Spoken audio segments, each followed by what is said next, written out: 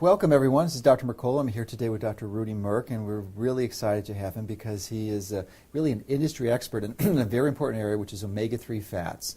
And he's got a lifelong of experience. He's got specific training. He's in academics. He's working with the National Institutes of Health. He's actually an insider with the drug industry and has actually been responsible for the formulation of many different drugs. And he's taken his expertise and been able to apply it to what his true passion is. And he was born and raised in Germany, but most of his training is in the United States.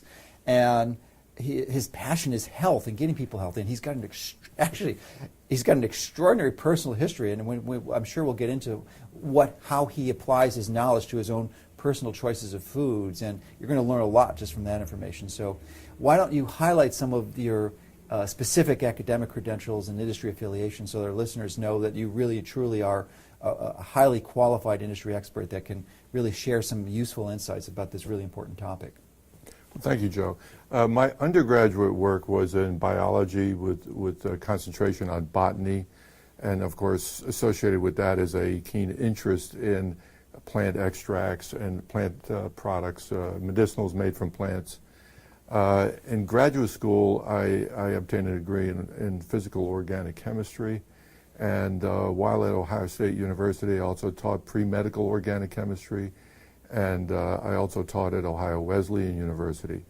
With that background, I then went into the industry, and mainly the pharmaceutical industry, spent 25 years in that industry, developed a lot of drugs. I was associated with the development of 17 drugs from discovery all the way through manufacturing. And I've always had a passion for both pharmaceuticals and natural products and herbal products, because in my family history and my background, those things have always played a very important role, and I apply them to myself. In some cases, traditional drugs are very important. Mm-hmm. In other cases, herbal products complementary with drugs and on a standalone basis are also very important. Well, I find it particularly interesting in the fact that certain drugs can be useful at times, and especially as tools to help us make a transition to a natural lifestyle.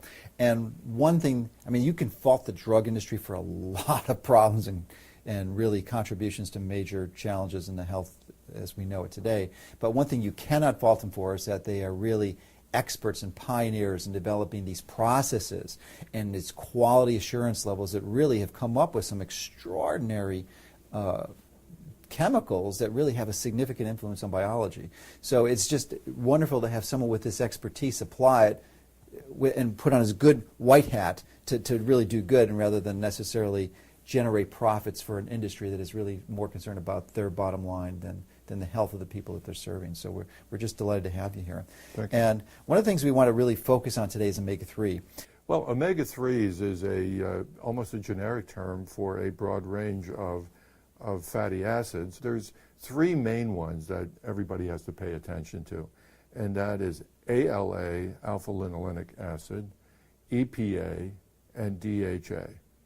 Now, all three of them are very important, but the most important one is ALA. Mm-hmm. ALA is the only omega-3 fatty acid that is absolutely required, essential, mandatory for life. Yeah, and this is typically a plant-based omega-3 fatty acid. Yes, yes. It's not very commonly found, or found in low levels in animals.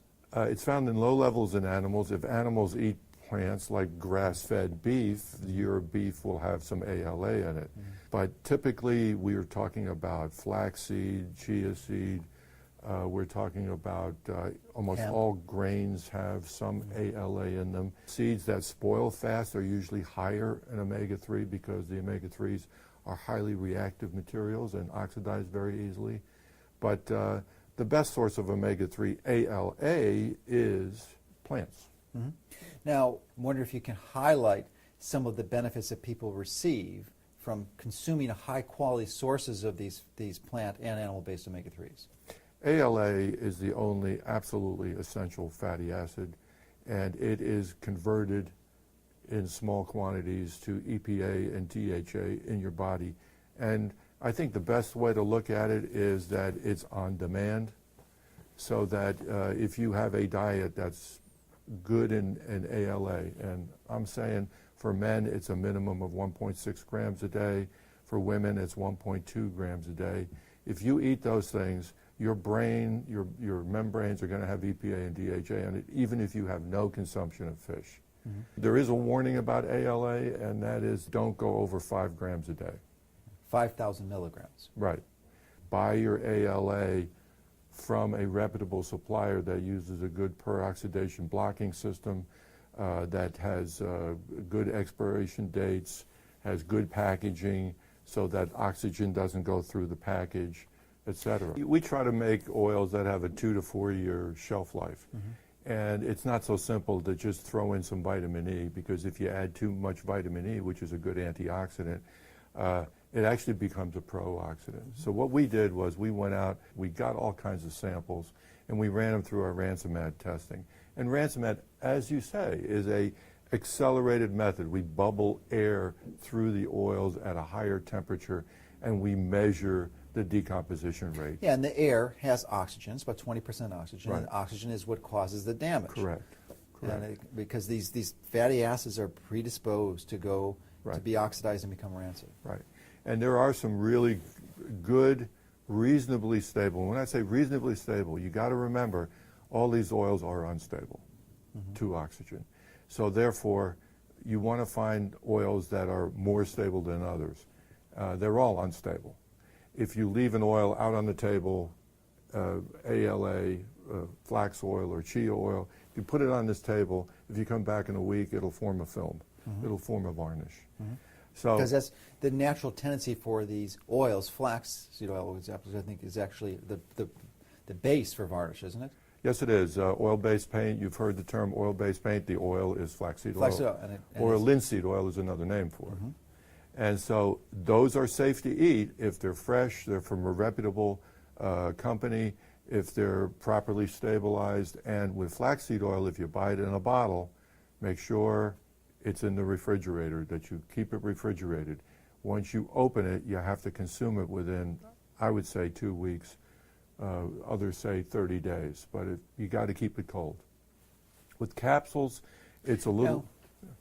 Now, excuse me for interrupting you, but what really surprised me is some of the data that and we don't get necessarily specifically named companies, but the percentage of the products out there was really shocking, that actually the ones that you would buy fresh from the shelf at your health food store or through mail order online, why don't you describe what you found?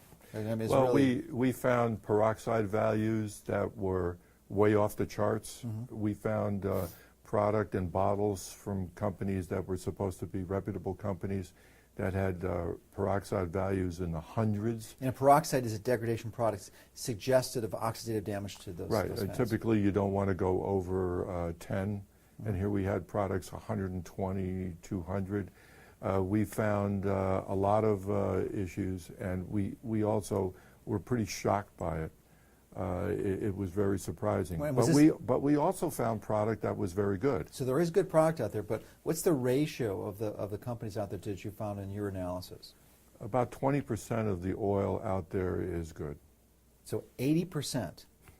I mean, you've got a better chance of winning in Las Vegas at those numbers. So 80% of the time, you're going to purchase an oil that essentially is rancid before you open up the cap.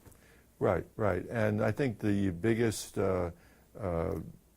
problem areas of this are those giant bottles of oils, be it fish oil or ALA or flaxseed oil, that sit on the shelf with UV light, with their clear bottles usually. UV light also, it's not only oxygen, folks, it's also ultraviolet. And it's pressure too, but that for the most part isn't an issue for... And sometimes those bottles are not PET. They must be PET, which keeps the oxygen from going through the plastic. So if it says PET, most likely it's a safe container. But if you pour a bad product in a good container, it's going to be irrelevant. It's damaged before it gets in there.